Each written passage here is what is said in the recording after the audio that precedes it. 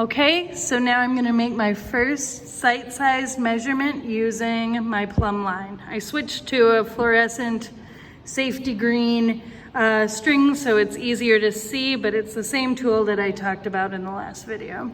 I think the first measurement I'm gonna pick, I wanna pick something stable, architectural. I'm gonna pick this upper right corner of that shelving unit over the sink.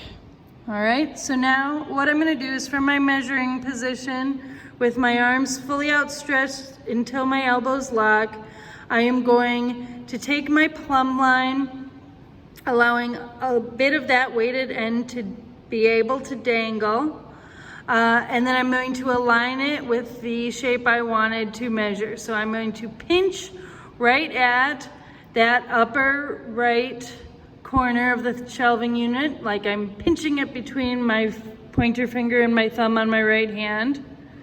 And then I'm going to take this loose length of the plumb line string in my left hand, and I'm going to slowly stretch it out from the pinched position as a horizontal line in space. So it's like I'm connecting that position of the corner that I'm sighting and pinching with my thumb and forefinger on my right hand.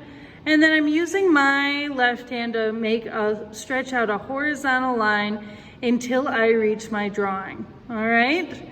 The purpose of the dangling part of the plumb line is it gets to sit, as we understand it, or dangle plumb, which means vertically towards the ground.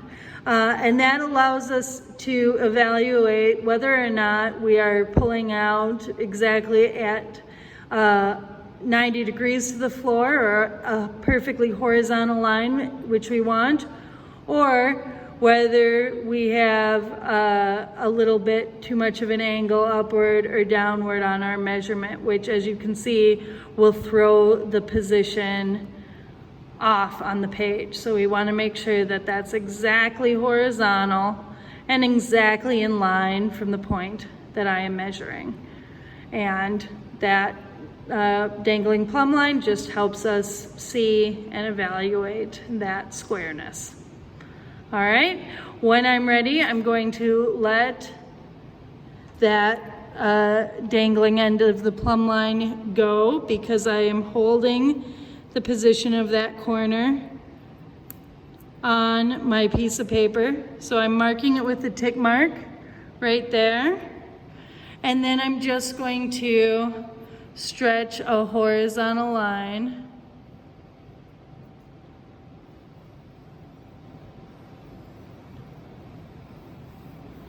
out on my piece of paper that corresponds with that height. Now, I just made a really common mistake.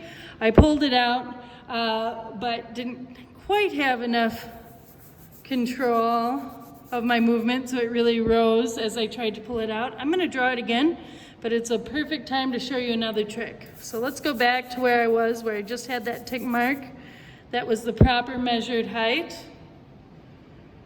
I can hold my plumb line on my drawing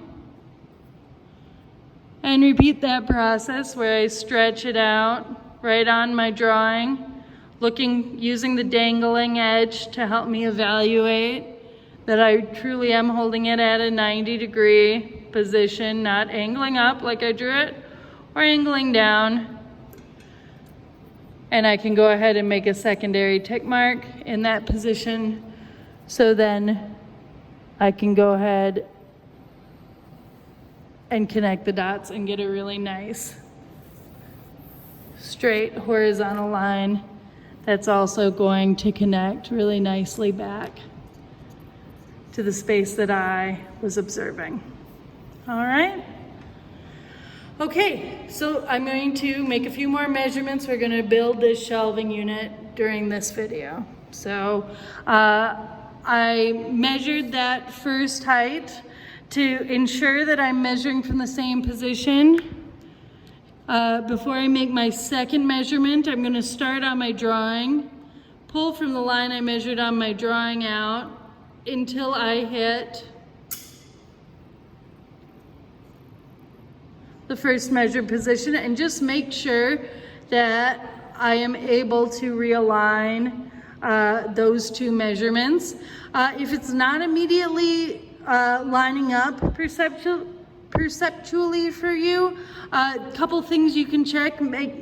Check the tilt of your head, sort of tilt your head up, tilt your head down, and see if that makes it align. You could look down, make sure your feet are in your taped position, and you're making it as close to exact as possible. Our bodies are a little wiggly for this. Usually if you're within 1/8 of an inch of your original measurement, we call it good enough. But do your best to be as close as you can there. So I talked too much, so I'm just going to do that again to ensure that I am measuring properly. So I'm starting from paper, stretching out, and stopping at my measuring position. I can see that my line on my paper is able to align with the outstretched plumb line and meet that corner I measured again. So I feel confident that I'm ready to measure my next measurement.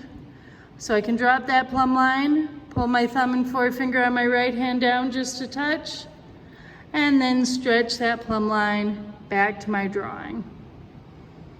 I'll wait just a second to make sure that my dangling end isn't wiggling, and I can judge whether I do indeed have 90 degrees. It looks like I do. And then I'll mark my position once,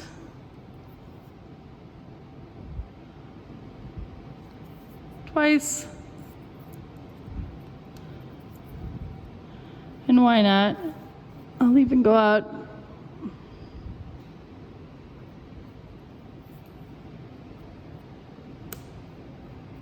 3 times.